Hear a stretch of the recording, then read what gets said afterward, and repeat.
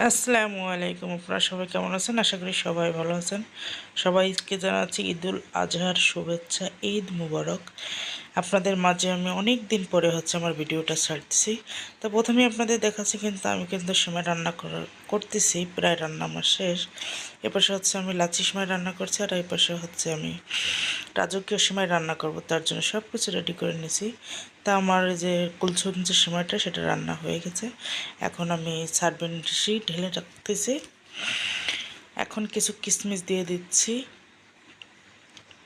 এই দেখুন সুন্দর করে কিশমিশগুলো আমি দিয়ে দিলাম, বড় বড় কিশমিশ, খুবই ভালো লাগতেছে দেখতে সাদার পরে।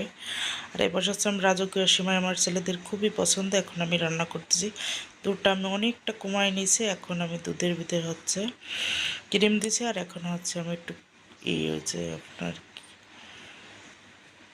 কর্নফ্লাওয়ার একটু গুলাই, আমি একটু দুধের সাথে গুলাই, তারপর দিয়ে দিচ্ছি। দিয়ে এখন সুন্দর করে জাল দিয়ে ওটারে আমি একটু ঘন করে নেব।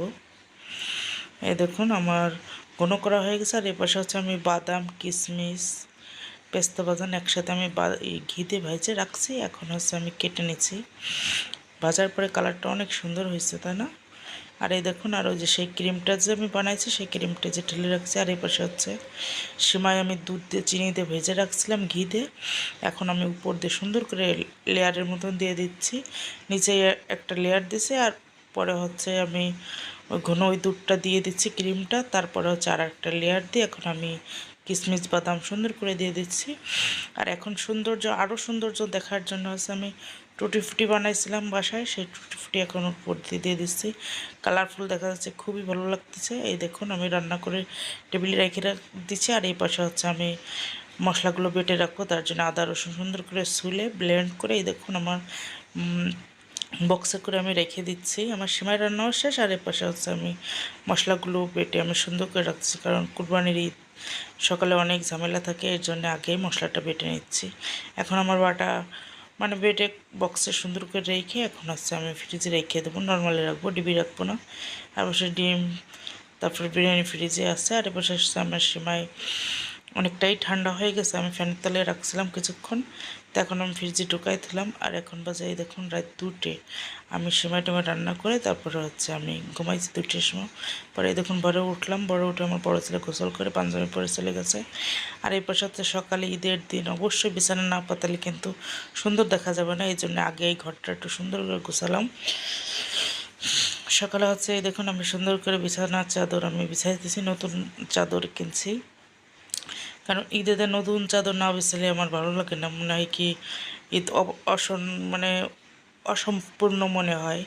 কারণ ঈদের দিন আমার রোজার ঈদ, কুরবানির ঈদ আমার আপনার নতুন চাদর বিছাইতে হয় না, আমার ভালো লাগে না। এই জন্যে ওই পাশের রুমটা আমি একটা চাদর বিছাই আসছি, আর এই পাশে আর একটা বিছাবো, তার জন্য চলে আসলাম। তো এই দেখুন আমার বালিশের কভার ভরা হয়ে গেছে। এখন আমি চাদরটা সুন্দর করে বিছাই নেব। তো এই যে দেখুন আমার বিছানো হয়ে গেছে। চাদরটা কেমন লাগছে অবশ্যই আপনারা কমেন্ট করে জানাবেন। আমার কাছে তো খুবই ভালো লাগতেছে চাদরটা দেখে। তো এখন আমি সুন্দর করে একটু ঝেড়ে দিচ্ছি, তাহলে সকালের কাজ আমার এই চাদর বিছানো হয়ে গেছে। আর রাত্রে তো সময় রান্না করে রাখছিলাম, এই জন্য কাজটা আমার অনেক গোছানো হয়ে গেছে। তা এখন এই দেখুন নামাজ পড়ে চলে আসছে আমার বড় ছেলে, সাথে ওর বন্ধু আসছে। এখন ওদের আমি সেমাই খাইয়ে দেবো। তারপর ওরা একটু এসে একটু রেস্ট করলো, বসলো। তারপর ওরা আমি বললাম যে আসো সেমাই খেয়ে যাও তোমরা। তারপরে ওই যে ওরা আসছে, এখন ওদের আমি সেমাই দেবো। তো প্রথম ওদের আমি কুলসুম সেমাইটা দিচ্ছি, তো ওরা খাবে। আর রান্না কিন্তু খুবই সুন্দর হয়েছিল, ও খাচ্ছে, খেয়ে খুবই ভালো বলতেছে। পরে এখন রাজকীয় সেমাইটা দিছে যে এই সেমাইটা খাও। তো মুখে গালে দিয়ে প্রথম মনে করছে যে কিরম না কিরম, পরে যখন ওর গালের ভিতর যখন দিছে ওর কাছে এত ভালো লাগছে, মনে হয় ওর এক্সপ্রেশন দেখেই বোঝা যাবে যে ওর কীরকম লাগছে।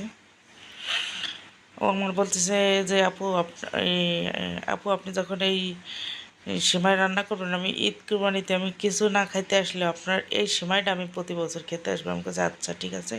আর এই যে একটা বাবু দেখছেন, এগুলো আমার পাশের বাসার ওই বাবুর ছেলে, তো ও আসছে, ওর এই সেমাই খেতে দিছি। তো ওর আম্মু আবার আসছে ওই সেমাই আর এই যে কী বললে যেন আইসক্রিম তাই দিয়ে গেছে আমাদের বাসায়। আর আমার ছেলে হচ্ছে যাবে গরুর কুরবানি দেবে এক জায়গায়, সেই জায়গা যাবে, সেই মাংস টাংস আনার জন্য। ছেলেকে বিরিয়ানি গরম করে দিলাম কিন্তু খেলো না, তারপর তো চলে গেলো। আর আমার নবনীর ছেলে আসছে, ওকে দিলাম খেতে। আর এখন হচ্ছে দেখুন আমার ছোটো বাবাটা, আমার ছাইম, আমার মেজো বাবাটা, আমার মাহিম, সে কিন্তু আমাদের বাসায় না। আমার খুবই খারাপ লাগছে। ও বাসায় না থেকে মা আসছিল, মার সাথে ঈদ করার জন্য ওর নানুর বাড়ি চলে গেছে। তো আমার খুবই খারাপ লাগছে। ওর সাথে আমি কথা বলছি, ও গোসল টোসল করে নামাজ পড়তে চলে গেছে। আর এবার হচ্ছে আমি জামাটা বের করে এখন আমি গোসল করে চলে আসলাম। কীরকম হয়েছে অবশ্যই আপনারা কমেন্ট করে জানাবেন। তো এখন আমি একটু 2 প্রকারের সেমাই নিয়ে এসে আমি একটু খাবো আর আমার বাবুকে খাবো। দেখুন আমার বাবুকে জামা কাপড় গায়ে দিয়েছি, কিন্তু ওর মানে অনেক গরম লাগতেছে, ও সব জামা কাপড় খুলে ফেলে দিয়েছে। পরে হচ্ছে ওরা আমি একটু সেমাই খেলাম। এর ভিতরে হচ্ছে আপু আমার আবার বললো কি যে দুপুরবেলা আমাদের বাসায় খাস, কারণ কোরবানি ঈদের আমাদের বিরিয়ানি ছিল, এই জন্য। পরে আপু বলছে যে আর রান্না করিস না, একবার বিকালে রান্না করিস কিনা, দুপুরে আমাদের বাসায় খাবি। পরে তো ওনাদের বাসায় আমি খেলাম। আর এই দেখুন আমার বড় ছেলে চলে আসছে মাংস নিয়ে। আজকে ঈদের দিন আমার বড় ছেলের খুবই কষ্ট হয়েছে সব কিছু, সে মাংস কাটে টাইটে তারপরে ওই জায়গায় হচ্ছে সবাই একসাথে কোরবানি দিছি কয়জন মিলে। তারপরে আমার বড় ছেলেটা আজকে খুবই কষ্ট হয়েছে। পরে এই যে মাংসগুলো সব নিয়ে আসছে, আমি ভাগ করে করে রাখছি ফ্রিজে। সকালে আমার ছেলে যে দিয়ে আসবে ওদের গ্রামে। তারপরে যে আমি রান্না করছি ফাঁকে, সেটা আপনাদের সাথে শেয়ার করতে পারিনি। তো আমার রাত হয়ে গেছে। আর এই পাশে আপনার বুড়িও সাফ করছি, তারপরে সিদ্ধ করে রাখছি। তারপরে একসাথে আমি আর আমার ছেলে খাবারটা খেতে আসছি, এখন আমরা খাচ্ছি।